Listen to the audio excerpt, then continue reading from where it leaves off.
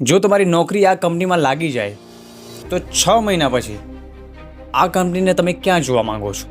સાહેબ અમારા ઘરની બાજુમાં મળી જાય ને તો મજા આવી જાય. મારો મતલબ એ છે કે તમે આ કંપનીને શું દઈ શકશો? સાહેબ હું કંપનીને શું આપું? મારા ઘરના જ ઘરાણા પડ્યા છે ગીરવે. ચલ છોડ, તું એક કામ કર, આને વેચીને બતાવ. બસ આટલી જ વાર?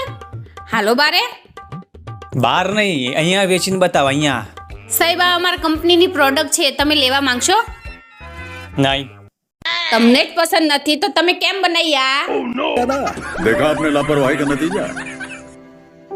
તમે નીકળો અહીંયાથી, તમારા માટે નથી આ જોબ. નીકળો.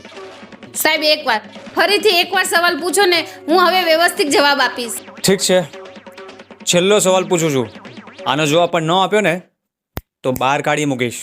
ઠીક છે સાહેબ.